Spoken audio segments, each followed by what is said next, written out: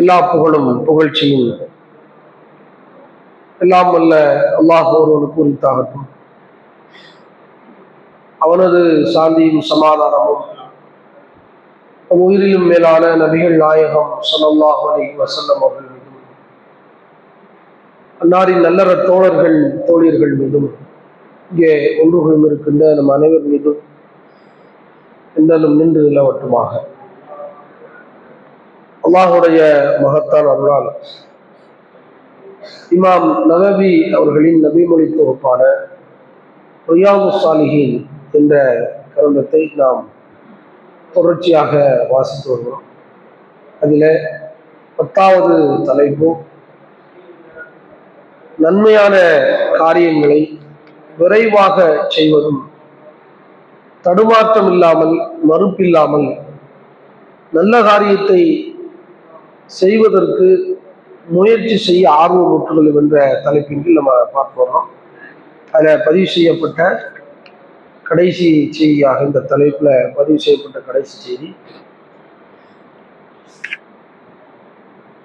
அபீ ஹுரைரா ரலியல்லாஹு அன்ஹு, அபூ ஹுரைரா ரலியல்லாஹு அவர்களிடமிருந்து அறிவிக்கப்படுகிறது, அன்ன ரசூலுல்லாஹி ஸல்லல்லாஹு அலைஹி வஸல்லம் قال யோம ஹைபர், ஹைபர் போர் தினத்திலே ரசூல் ஸல்லல்லாஹு அலைஹி வஸல்லம் அவர்கள் சொன்னார்கள், லா உத்தியன்ன ஹாதிஹி ரஅியத ரஜுலன், இந்த இஸ்லாமிய படைக்குரிய இந்த கொடியை நான் ஒரு மனிதனுக்கு நிச்சயம் வழங்க இருக்கிறேன் என்று ரசூலுல்லாஹ் சொல்றாங்க. எப்படிப்பட்ட மனிதர் என்றால், யுஹிப்புல்லாஹ வ ரசூலஹு, அவர் அல்லாஹ்வையும் ரசூலையும் நேசிக்கின்றார். அல்லாஹ்வையும் ரசூலையும் நேசிக்கின்ற ஒரு மனிதனிடத்துல ஹைபர் யுத்தத்தினுடைய அந்த கொடியை, தலைமை தாங்கிற அந்த கொடியை அவர்கிட்ட கொடுக்கணும்னு நான் கொடுப்பேன் அப்படின்னு சொல்றாங்க. எத்தகுல்லாஹு அலா யதைஹி, அல்லாஹ் அவருடைய கரங்களில் வெற்றியை வழங்குவான். நான் அல்லாஹ்வை ரசூலையும் நேசிக்கிற ஒரு மனிதருக்கு இந்த கொடியை கொடுக்க போறேன், அல்லாஹ் அவருடைய கரத்திலே வெற்றியை வழங்கி விடுவான் என்று பெருமானார் ஸல்லல்லாஹு அலைஹி வஸல்லம் சொன்னாங்க. அப்ப அந்த நேரத்துல கால உமர் ரலியல்லாஹு அன்ஹு, உமர் ரலியல்லாஹு அன்ஹு சொன்னாங்க, மா அஹ்பப்துல் இமாரத்த இல்லா யௌமைதி, உமர் அலி பதவியை விரும்பாதவங்க. அவங்க சொல்றாங்க, இன்றைய தினத்திலே தவிர ஆட்சி பொறுப்பை, அந்த கொடியை வாங்குற பொறுப்பை, தலைமை பொறுப்பை நான் விரும்பவில்லை, இன்னைக்கு தான் விரும்பினேன். அல்லாவே ரசூலை நேசிக்கிற மனிதன், அல்லாஹ் வெற்றியை வழங்குறதுக்கு நான் அந்த அடியாருக்கு அப்படின்னு சொன்ன உடனே, இந்த வெற்றி அளிக்கப்படுகிற அடியானாக நம்ம இருக்கணும்னு ஆசைப்படுறாங்க. நன்மைக்கு ஆசைப்படுற தப்பு இல்லை தானே, ஒரு நன்மையான காரியத்திற்கு எல்லா மூவிலும் ஆசைப்படணும். அந்த அடிப்படையில உமர் ரலியல்லாஹு அவர்கள் இந்த பதவிக்கு, இந்த கொடியை பெறுவதற்கு ஆசைப்படுறாங்க. இன்றைக்கு நான் ஆசைப்பட்ட மாதிரி வேற என்னைக்கும் பொறுப்புக்கு ஆசைப்படலை என்று உமர் ரலியல்லாஹு சொல்றாங்க. எனவே சாவர்த்து லகா ரஜா அன் உதுஆ லகா, அதற்காக அந்த கொடி கையில கிடைக்கப்பட வேண்டும், தலைமை பொறுப்பை பெற வேண்டும் என்பதற்காக நான் அழைக்கப்பட வேண்டும் என்று எதிர்பார்த்த நிலையில் அதற்காக நான் தலையை உயர்த்தினேன். சபையில சாதாரணமா இருக்கிறாரு, நம்ம முகம் அறிஞ்ச ஆள்ல உமர் ரலியல்லாஹு ரசூலுல்லாஹ்வுக்கு வழக்கமான ஆள். நம்ம தலையை தூக்கி காட்டுவோம், உயரமா காட்டினா நம்ம முகம் தெரிஞ்சிருந்தா கூட்டத்துல நம்ம கூப்பிட வாய்ப்பு இருக்க என்று நான் நினைத்து எதிர்பார்த்து தலையை உயர்த்தி காட்டினேன். ஆசை வந்துருச்சு, இந்த பொறுப்பு கிடைக்கணும்னு, அதுக்கு முகத்தை காட்டணும்ல, அதனால நான் அழைக்கப்பட வேண்டும் என்று எதிர்பார்த்து தலையை உயர்த்தி காட்டினேன். ரசூலுல்லாஹி ஸல்லல்லாஹு அலைஹி வஸல்லம் அலி இப்னு அபீ தாலிப், ஆனா ரசூல் ஸல்லல்லாஹு அலைஹி வஸல்லம் அலி இப்னு அபீ தாலிபை அழைச்சிட்டாங்க. இந்த கொடியை கொடுக்கறதுக்கு நான் தேடி பார்க்கிறேன், ரசூலுல்லாஹ் என்னைய கண்டுக்கல. ரசூலுல்லாஹ் கூப்பிட்டாள் யாருன்னு கேட்டா அலி இப்னு அபீ தாலிபை ரசூலுல்லாஹ் அழைச்சி ஃபஅத்தாஹு இய்யாஹு, அந்த கொடியை அவரிடத்திலே பெருமானார் ஸல்லல்லாஹு அலைஹி வஸல்லம் வழங்கி விட்டார்கள் என்று உமர் ரலியல்லாஹு அன்ஹு சொல்றாங்க.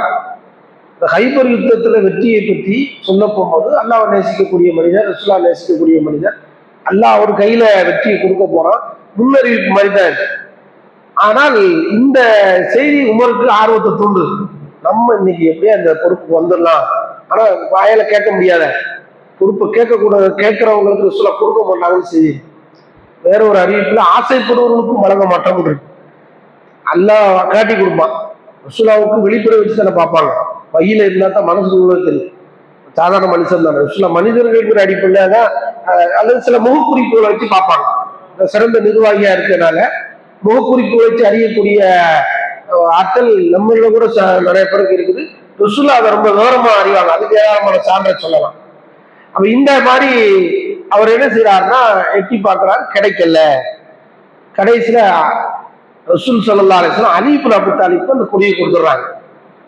கொடுத்துட்டு கால ரசூலா சொன்னாங்க, இம்ஷி வலா தல்தஃபி, செல், திரும்பி பார்க்காது. திரும்பி பார்க்காம போங்கிறாங்க. அவர் இப்போ திரும்பி வரக்கூடாது, வெற்றி கிடைக்காம நிஜக்கூடாது, திரும்பி வரக்கூடாது. ஹத்தா எத்தகல்லாஹு அலைக்க, அல்லாஹ் உன் மூலமாக உன் கரத்தில் உனக்கு வெற்றி அளிக்கிற வரைக்கும் திரும்ப கூடாது. அது மாதிரி போ, உறுதியா போன்னு சொல்ல சொல்றாங்க. இவரு செய்யறாரு, கொடியை வாங்கின உடனே போயிடுறாரு.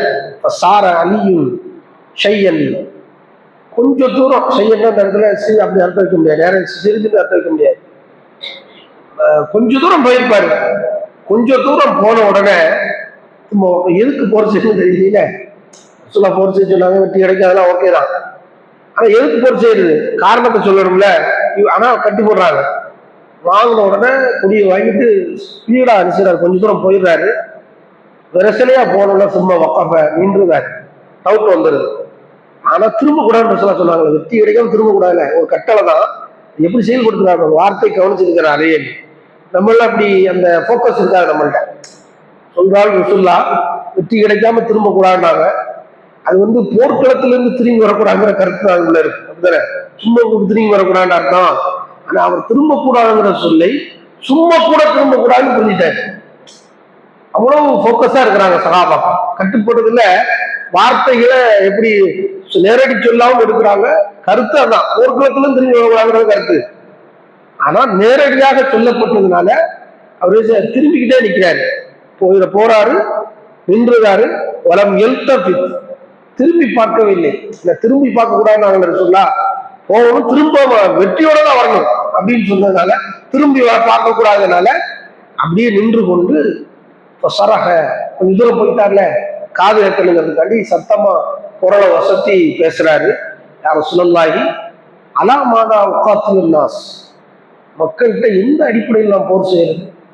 கொடியை தந்துட்டிய, போர் செய்யணும் சொல்லிட்டிய, வெற்றி அல்லா தருவாமட்டிய, போர்ல அல்லா வெற்றி கொடுக்காம திரும்பாதேன்னு சொல்லிட்டிய, எல்லாம் சரிதான். எந்த அடிப்படையில் மக்கள்கிட்ட போர் செய்யறது? எதன் அடிப்படையில் நான் எதற்காக போர் செய்ய வேண்டும் என்று பெருமானார் ஸல்லல்லாஹு அவர் போன திசையிலே நின்று கொண்டே கேட்கிறார். திரும்ப கூடாதுன்னு சொன்ன அந்த கட்டளையை இவ்வளவு போக்கஸா பின்பற்றுறார் பாருங்க. எவ்வளவு கட்டுப்பாடாக சஹாபாக்கள் இருந்தாங்கிறதுக்கு இந்த கட்டுப்பாடு நம்மகிட்ட வராது.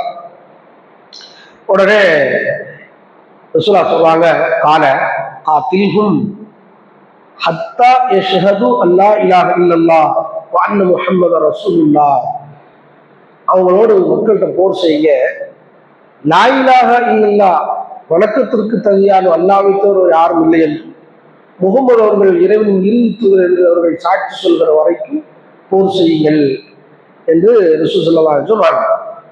இதா ஃபஅலு ஃபக்கத் மனவு மின்க திமாஅஹும் வ அம்வாலஹும் இல்லா பிஹக்கிஹா. அப்படி நீங்க சொல்ல போகும்போது அவங்க லா இலாஹ இல்லல்லாஹ் முஹம்மது ரசூலுல்லாஹ் ஏற்றுக்கொண்டா,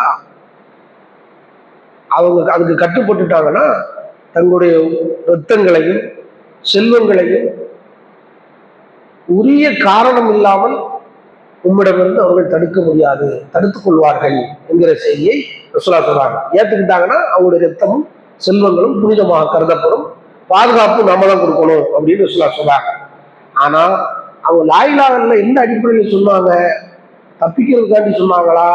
போர்க்களங்கள்ல இருந்து அவங்க உள்ள எப்படி அதை ஏத்துக்கிட்டு சொல்லிச்சா மறுத்துக்கிட்டு சொல்லிச்சா நம்ம பார்க்க முடியாது.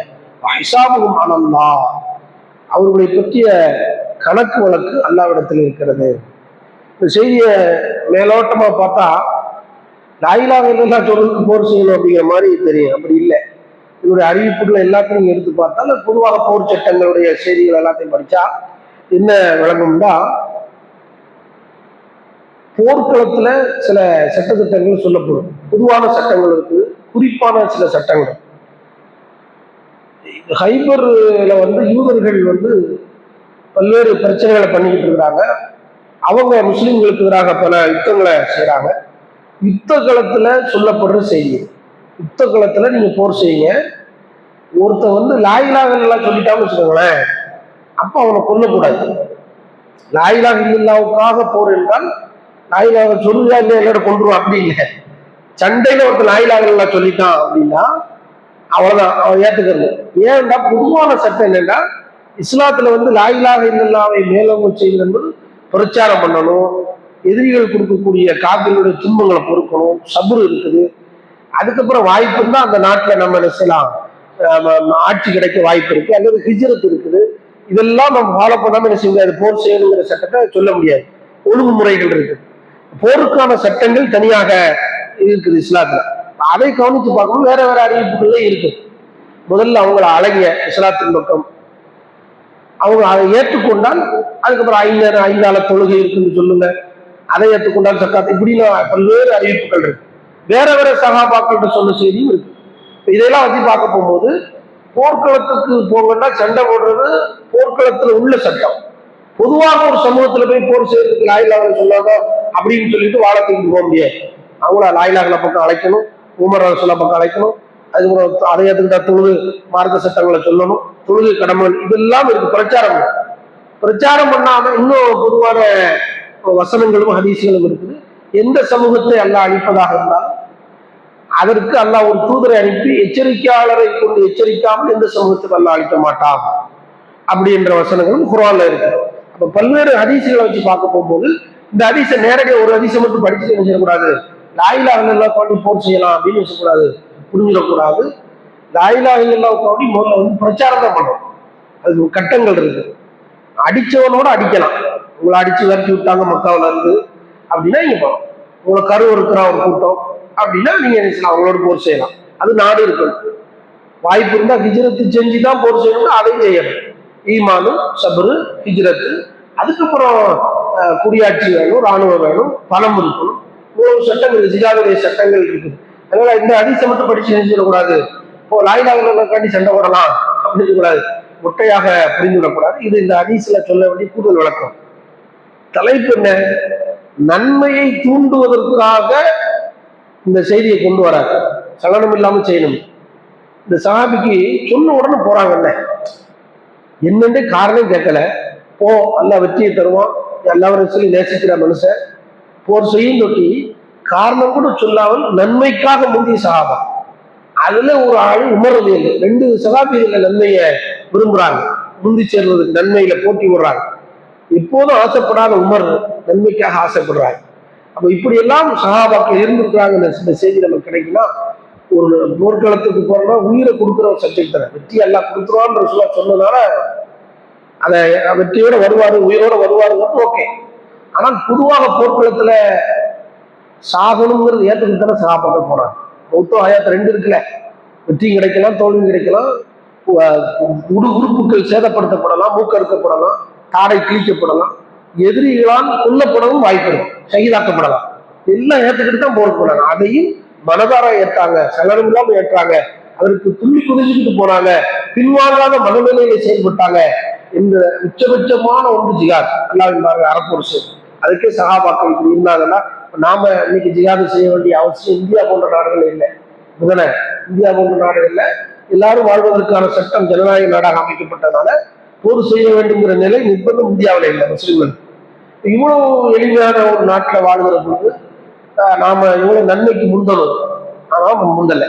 இந்த செய்தியெல்லாம் நமக்கு நன்மையில முயற்சி செய்வதையும் ஆர்வமாக செய்வதையும், போர்க்களமாக இருந்தாலும் அதுல சுணங்காமல் செய்ய வேண்டும் என்பதையும் இந்த செய்தி நமக்கு சொல்லுது. போர்க்களத்துக்கு நம்ம போறதுக்கு வாய்ப்பு இல்லாத இந்த நாட்டுல குறைஞ்சபட்சம் மார்க்க சட்டங்களை பின்பற்றுவதிலையும், இந்த செய்தியை முன்மாதிரியாக கொண்டு தொழுகை, திக்ர், இபாதத்துக்கள், உறவுகளை பேணுவது, அதே போன்று நலம் விசாரித்தல், நோய் நலம் விசாரித்தல், ஜனாசாவை பின்தொடர்தல் போன்ற எத்தனையோ பல்வேறு நன்மைகள் இருக்குது. அதையெல்லாம் நம்ம இந்த செய்திகளை அடிப்படையாக கொண்டு நம்முடைய முயற்சிகளை மேற்கொள்ளணும், முன்னோக்கி செல்லும் நன்மையில. அப்படிப்பட்ட நல்ல மக்களாக, நன்மைக்காக உண்டுகின்ற நல்ல மக்களாக, காரண காரியங்களை வைத்துக் கொண்டு தடைகளை போட்டு தயங்கி நிற்காமல் நாம் நன்மைக்கு விரைந்து செல்லக்கூடிய நல்ல மக்களாக அல்லாஹ் ஆக்குவானாக. வாஹத்தவனா அல்ஹம்துலில்லாஹி ரப்பில் ஆலமீன். அஸ்ஸலாமு அலைக்கும் வரஹ்மத்துல்லாஹி வபரகாத்துஹு.